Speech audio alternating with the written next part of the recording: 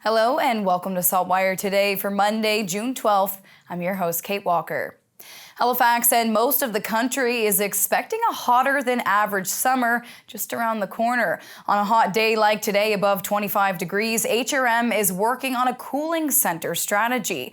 The idea was introduced to council as an information report, and now there's more talk on how to bring it to fruition. Libraries and malls are some of the prime locations for public cooling centers, but they're not open 24/7. The report also suggests mobile or pop-up cooling centers could be possible. Some things to be considered are how people would access the centers from areas where there is no public transit, and working on a registry of vulnerable people. According to Environment Canada, a national map showing summer probabilities is painted red, looking like temperatures are going to be above normal, whether it be prolonged temperatures consistently above the long-term average or some fluctuations in more extremes. The next steps for staff outlined in the strategy report is to collaborate with the province on an extreme heat response, as well as developing a communication campaign for residents.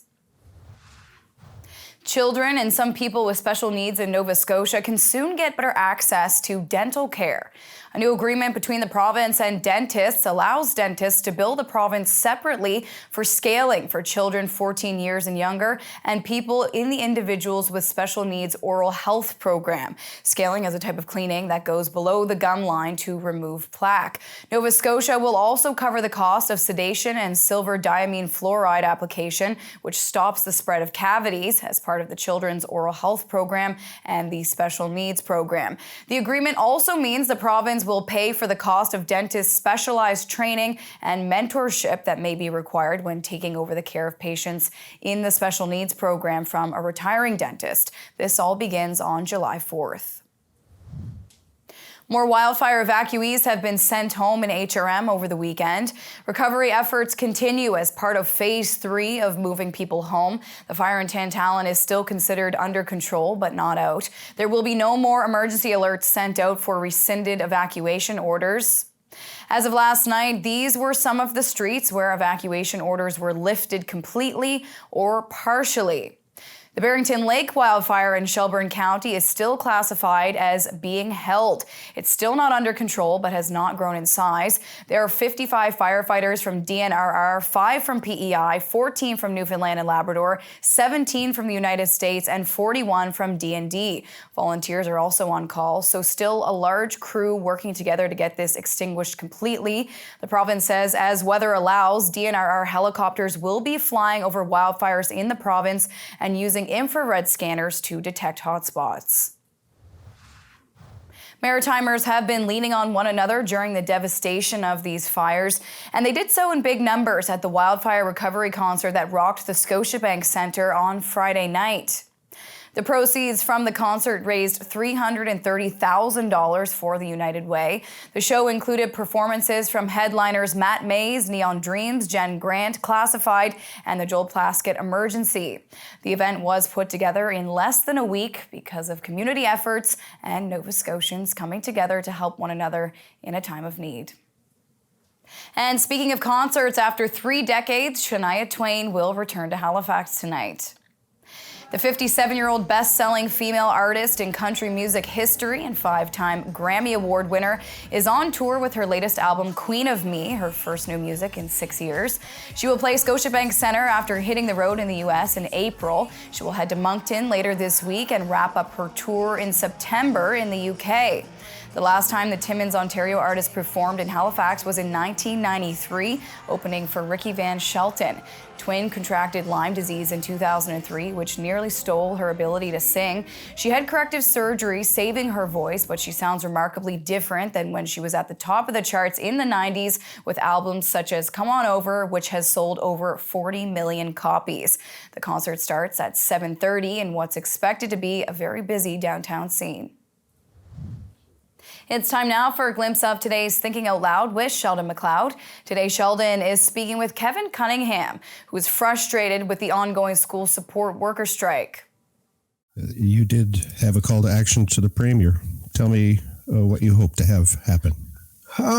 Well, that's a good question. I've been asked that before, and sometimes when what we'd like to see happen is an end to this this labor dispute in some way. Someone figure out a creative way. I mean, to us, we're not on one side or the other. We do think our EPAs deserve a higher wage, but we understand that both government and the union have a right to do what they're doing. We just want this to end because they've set it up in such a way that our kids are taking the brunt of this, and that we feel it should play into part of the equation. As you know, we need to get this. There's value. There's harm happening here. There's real. We need to settle this. And for Sheldon's full conversation, head to the opinion section of SaltWire.com. On to weather now to see what's coming up in the forecast. We're going to check in now with our weather specialist, Alistair Alders. Thanks, Kate. Well, it was a summer-like day out here with lots of sunshine, especially this morning. A few more clouds in the mix this afternoon. Temperatures were in the mid to high 20s, but there was a bit of a breeze, so overall a pretty nice day. We'll squeeze out another nice day tomorrow before some unsettled weather returns to the forecast. This evening we'll have partly cloudy skies. Great weather for the Shania Twain concert this evening. We'll have the temperature near 21 degrees. Fog patches will develop overnight tonight, so fog patches tomorrow morning, but otherwise mainly sunny skies. And we'll see the temperature near 12 degrees. 25 the high on Tuesday with a mix of sun and cloud in the afternoon. I do think there will be fog patches along parts of the coast, so along parts of the coast it will be cooler tomorrow. We'll then have a chance of showers move in Tuesday night, and then more widespread showers and a risk of thunderstorms on Wednesday along a frontal boundary. Temperatures will also come down, and we'll have unsettled weather in the forecast for the second half of this week through the upcoming weekend. Kate. Thank you, Alistair. That's all for now. For more extended video and full online articles, stay tuned to SaltWire.com. And you can find us on social media. I'm your host, Kate Walker. Thank you for joining us, and we'll see you back here tomorrow.